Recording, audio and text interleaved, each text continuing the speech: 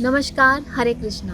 हमारे पूर्वजों और हमारे साधु संत और सन्यासी ने अपने जीवन में जो भी घटनाएं देखी, उनकी घटनाएं आज हम ग्रंथों में, शास्त्रों में, सब में पढ़ते हैं और वो हमें बहुत बड़ी सीख भी देते हैं कि जीवन में कठिनाइयों के समय कैसे आगे बढ़ना है और उनसे कैसे निकलना है।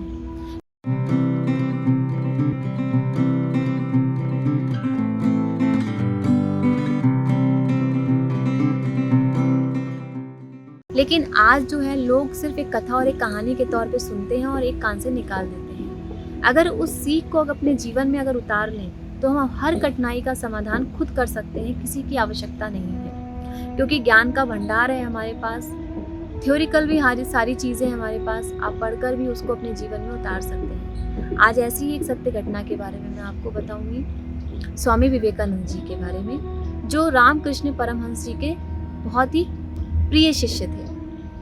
और वो इसलिए थे क्योंकि जो रामकृष्ण जी का जो संदेश था वो विवेकानंद जी के द्वारा ही दुनिया में प्रसारित होता था। वो जगह जगह प्रसार करते थे क्योंकि ये काम रामकृष्ण जी नहीं कर सकते थे, इसीलिए वो बहुत ज़्यादा प्रिय थे। जब भी वो उनके घर नहीं आते थे तो वो उनकी खोज में निकल जाते थे। तो उनके आसपास के लोग इस चीज़ को देख के परेशान थे कि इतने भी दीवाने क्यों हैं रामकृष्ण जी। यही स्थिति स्वामी विवेकानंद जी की भी थी। वो भी उनको लेके उतने ही पागल थे। उन्होंने कोई नौकरी नहीं की, जो उनके साथ के लोग थे वो नौकरी करते थे, कमाते थे, उनका घर था, लेकिन स्वामी विवेकानंद जी रामकृष्ण जी का अनुसरण किया करते थे। एक दिन एक घटना घटी, स्वामी विवेकानंद जी की माँ बीमार हो गई और वो मृत्युशैया पर आ गई। तो उस समय उनके दिमाग में आया कि मेरे पास तो धन ही नहीं है और मैं अपनी माता का ध्यान कैसे रखूं, ख्याल कैसे रखूं, उन्हें भोजन कैसे कराऊं, उनका इलाज कैसे करूं। तो उन्हें गुस्सा बहुत आया और वो रामकृष्ण जी के घर चले गए। वो ऐसी स्थिति में भी उनके घर चले जाते थे। तो रामकृष्ण जी उनकी ये सब बातें, उनकी सारी बातें सुनी। उन्होंने कहा, ऐसी आध्यात्मिकता से क्या फ़ायदा, क्या लाभ, जो मैं अपनी माता का ध्यान नहीं रख पा रहा हूँ, ना उन्हें भोजन करा पा रहा हूँ, ना उनका इलाज करा पा रहा हूँ। तो रामकृष्ण जी काली के भक्त थे। उन्होंने कहा, उनके घर में माता का मंदिर था, उन्होंने कहा, विवेकानंद जी आप अंदर जाएं और माता रानी से जो आपको मांगना है वो आप मांग लें। उन्हें ये सुझाव अच्छा लगा और वो गए।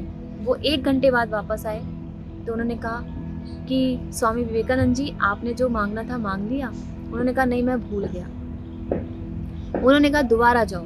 वो 4 घंटे बाद वापस आए। उन्होंने कहा, अब आपने सब मांग लिया जो आपको मांगना था, धन दौलत, माता का इलाज करवाना है? उन्होंने कहा, नहीं, मैं भूल गया। उन्होंने कहा, तीसरी बार कहा, अब जाना तो भूल कर मत आना और जो भी मांगना है मांग कर ही आना। वो वापस आए। उन्होंने कहा, अब मुझे कुछ नहीं मांगना, मुझे मांगने की ज़रूरत नहीं है। इस बात पर परमहंस जी बहुत खुश हुए। उन्होंने कहा, ये तुमने बहुत अच्छी बात की। अगर आज तुम मांग लेते तो मैं जीवन काल कभी तुम्हारी शक्ल नहीं देखता, कभी तुमसे बात नहीं करता। क्योंकि मूर्ख ये नहीं समझते कि जीवन क्या है, जीवन के मूल सिद्धांतों को नहीं समझते। देखिए, प्रार्थना एक गुण है। आप एक खुद प्रार्थनामय हो सकते हैं, आराधनामय हो सकते हैं। जो व्यक्ति ये सोचकर मांगते हैं कि इसके बदले हमें कुछ मिलेगा, तो ये कभी भी आपके लिए सही नहीं है। देखिए, जीवन का इससे हमें ये समझने को मिलता है कि जीवन में जो भी घटित होता है वो वास्तविक है। जीवन क्या है, सत्य घटना क्या है, वास्तविकता यही है कि जो हो रहा है वही वास्तविकता है। जो आपको मिला है आपके कर्मों, आपके मापदंडों से ही मिलता है।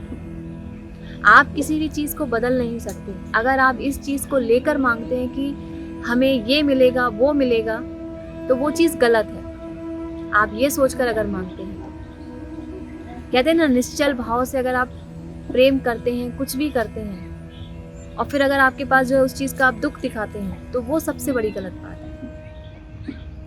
तो आज का मैसेज यही है कि अपने जीवन में आप जो भी करते हैं निश्चल भाव और बिल्कुल सहृदय से करें। इस भाव से ना करें कि मैं जो भी कर रहा हूँ उसमें बदले का भाव ना रखें। तो एक इतनी बड़ी सीख हमें स्वामी विवेकानंद जी ने, रामकृष्ण जी ने अपने जीवन में जो भी घटित हुआ उसके द्वारा दी। तो हमें इसे अपनाना चाहिए। जो भी आपके पास है उस सत्य को मानकर आगे बढ़ना चाहिए। हरे कृष्णा।